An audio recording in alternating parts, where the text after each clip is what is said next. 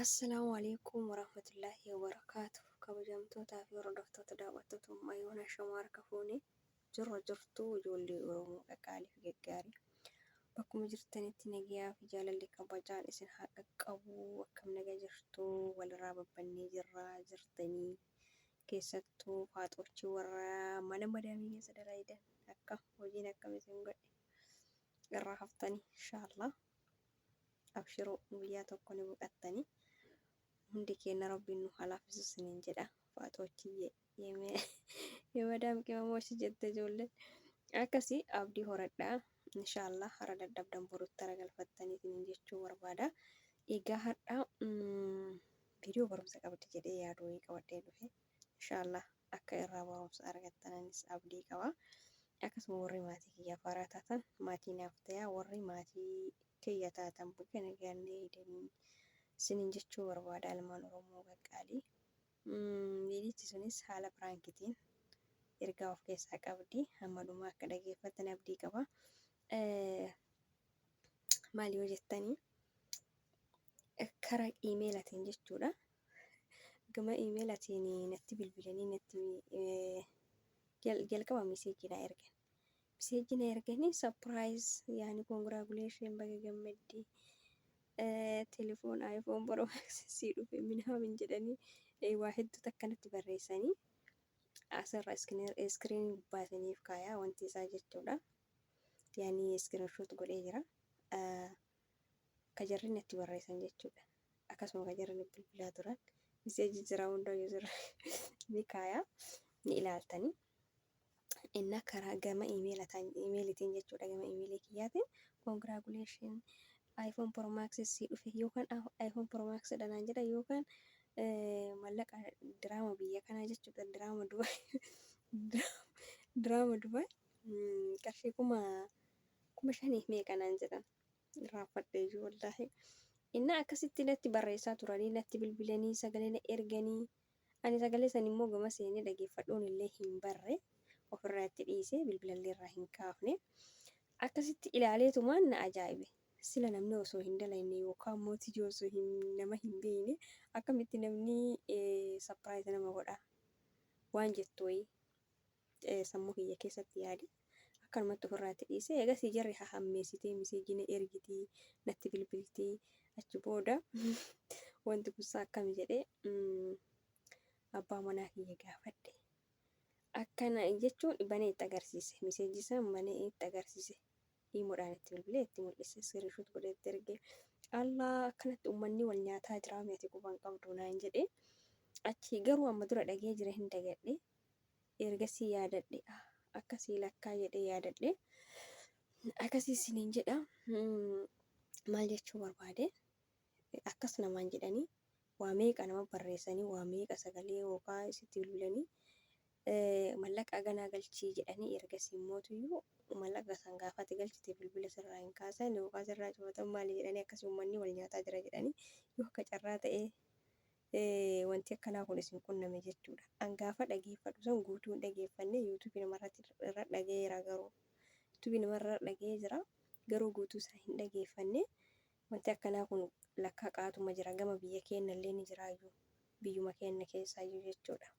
Akkanatti namni wal nyaataa jira meeshaan kaargoon isinii dhufee maali mallaqa gana kafalii waan akkanaatu sapiraayiz akkasii jedhanii nama irraa nyaataa jiran jedhanii akkasii isiniin jedha.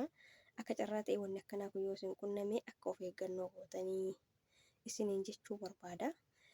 Egaa akkas inni naan jedhe akkas naan jedhe achi an durumallee irraa hin kaasne durumallee deebii hin deebisnee fi ofirraatti dhiisee hanga har'aatu iyyuu numa bilbilanii miseejillee numa ergan jechuudha. Garuu ani hin laalu. Yaani deebii hin deebisneef zimuma jalaa jedhe. Bilookillee gochuu hin danda'u immoo gama iimeelitiin akkamitti akka gama iimeelitiin namatti barreessanis irraa hin barre. Waa hundaafuu akkas isiniin jedha. Amma maal jechuu barbaade yoo jettanii yaadni piraankii kiyyaa akkasii eegaa baruuf isinii ta'a. Kana warri akka tasaa hin dhageenye yoo jiraattan garuu namni hin dhageenye hin jira jedhee yaadu akka carraa akkuma kiyyaa gaafa yoo viidiyoo namaa dhageeffattan yaani adda baafadhaa beekaa jechuu barbaadeeti. Anamma gaafa san sirriitti adda baafadhee hin dhageenye malee garuu dhageeffadheera xiqqoo. Innaa waan akkasiitii goon akkanaa kun yoo isin qunname akka tasaa ofirraa eegaa isiniin jedha.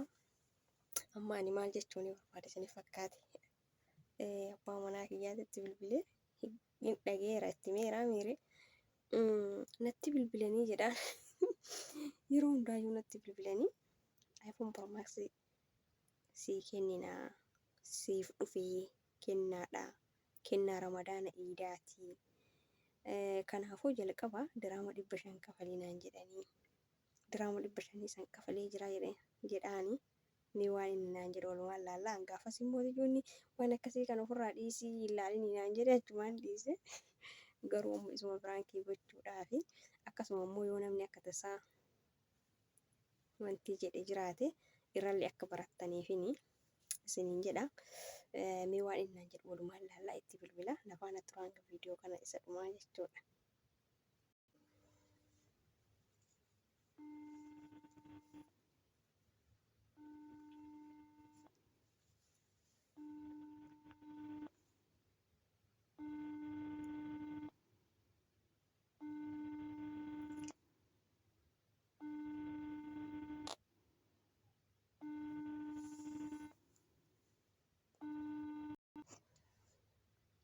Halo. Halo. Assalamualaikum. Waalaikumsalam. Nagaa meeqa? Fayyaa. Suura nyaataa jirtan. Natti fakkaate akkamatti nyaatte? Eeyya. Wallaahi. Lakki akkanuma. Akkanaan akkam? Wanti miseejii gaafa dhiyoo si agarsiise san yaadattaa? Ka wanti congratulation jedhee naa dhufisa. Maal ariifachiiftee aboo? Maa?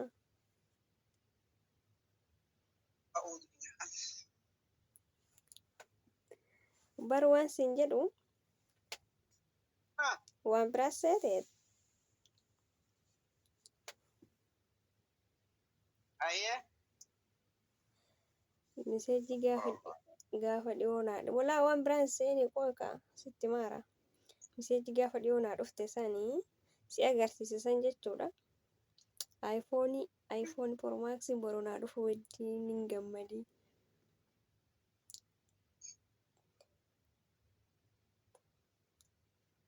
Maal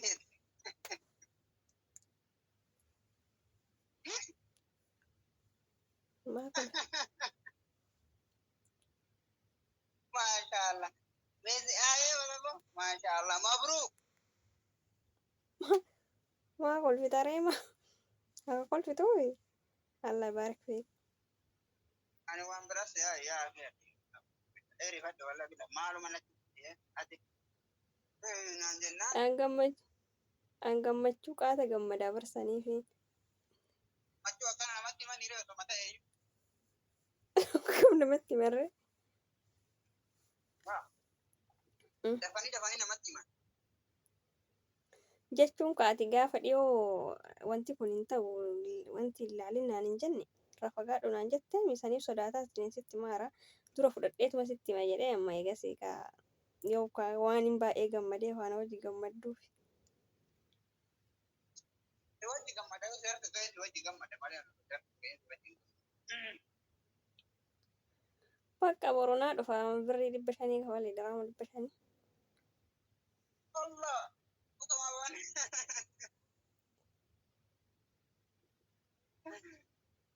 Bareeda goote. Maashaallah tabaraka. Waa kafalan malee akkana fudhatanii ree. Silaafuu iPhone birrii meeqa akka taate hin beeyta. Gamiin akka bitatteetu.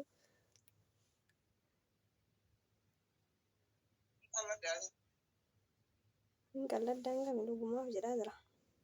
Maaliif qallada? Maal iPhone Dubai akkanattuu namaa kennanii bakka san dhaqqee utoo barbaadu.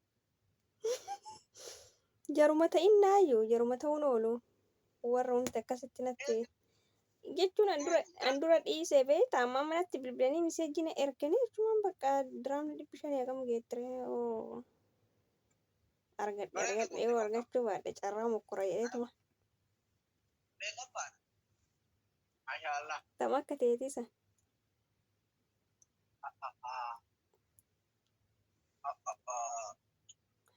Mabruk. mana ashaa jirtaa bar gasintarre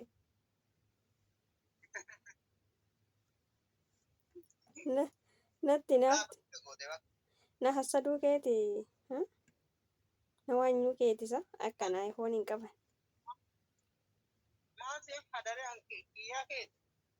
jechuun akkana namaa gammadan yeroo ta'e akkana namaa gammadan namni akkana namaa gammada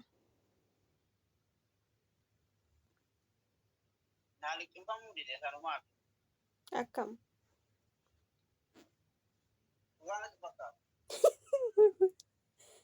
naan dhufuuf immoo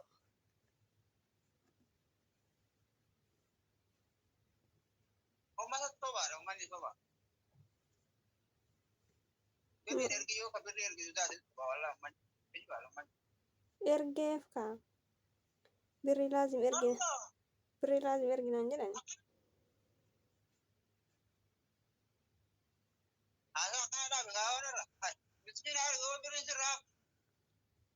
maa namaan kennan moo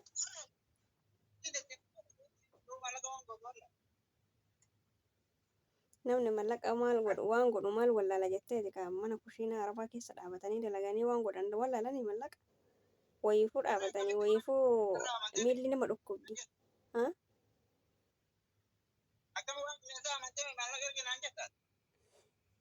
jechuun ati gaafa sirraa fagaadhu naan jetti kaa nama manatti deddeebifnaan dhugaa ta'uun oolu jedheeti kaa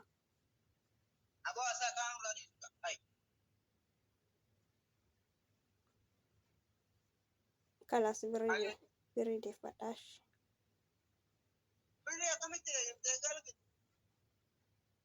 naa deebisaadhaan kaa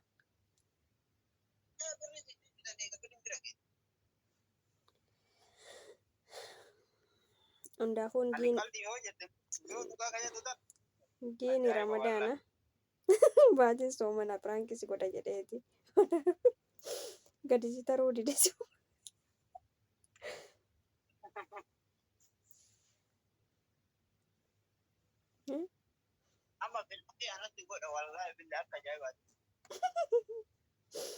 gaafa galdeetu piraankiina goota amma hin dandeettu